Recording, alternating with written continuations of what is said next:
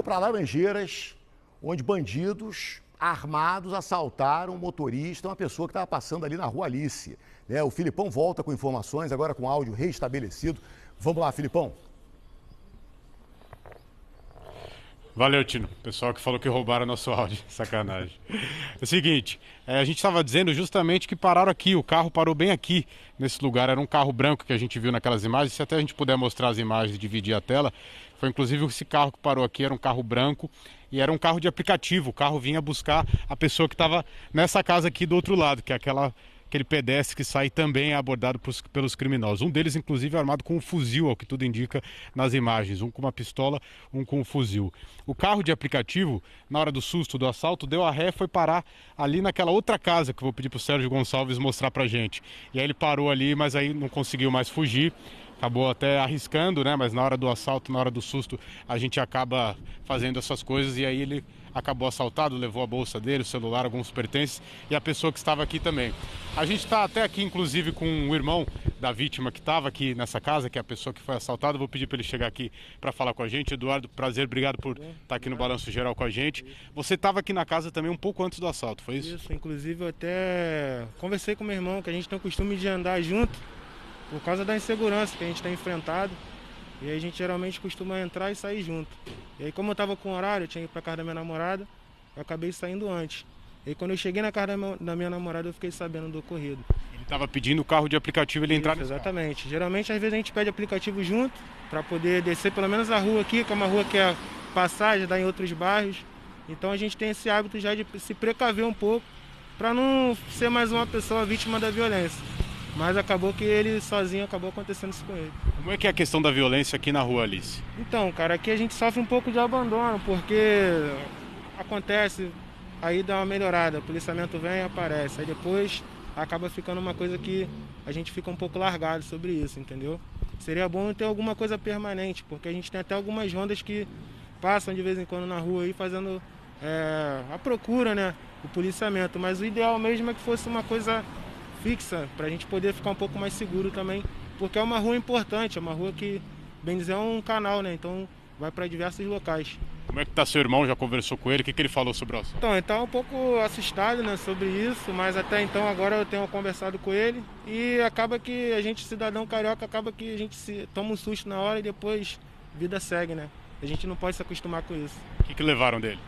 Dele, no caso, foi celular, né, documentos pessoais, cartão. E por sorte a gente trabalha com questão de telefonia, tinha telefone de cliente também, mas por sorte até o momento não foi levado, mas valor de cliente também foi levado. A gente viu que esse pedaço aqui da rua é um pedaço que tem muitas câmeras de segurança, nas casas, nos postes. Isso já foi uma movimentação dos moradores? Ou não? Isso, exatamente, porque assim, é um respaldo que a gente tem, né? Então, dentro do que a gente consegue, a gente procura conversar um pouco para poder se precaver um pouco, mas é muito vago, né? Porque câmera em si, hoje em dia não está inibindo mais ninguém. As pessoas continuam fazendo as coisas erradas.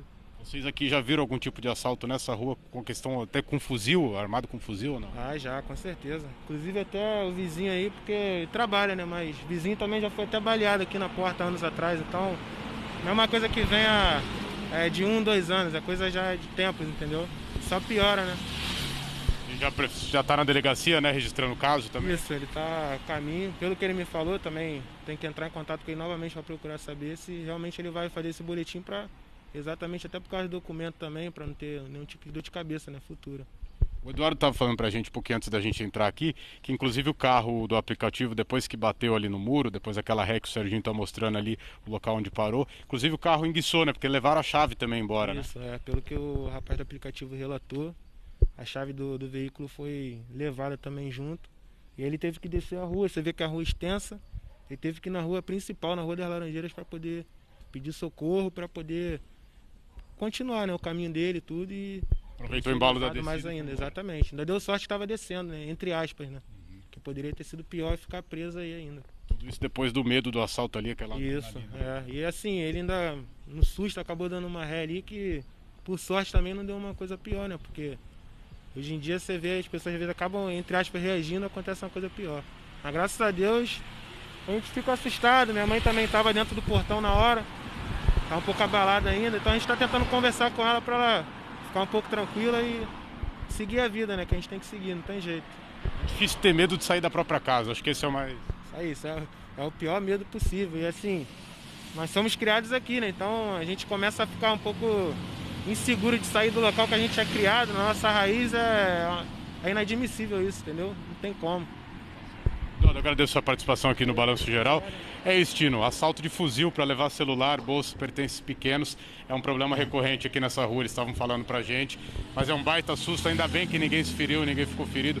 Logo os assaltantes foram embora também. A gente vê uma imagem curiosa durante a imagem do assalto do flagrante, que um taxista chega a passar pelos assaltantes bem na hora que eles descem do carro.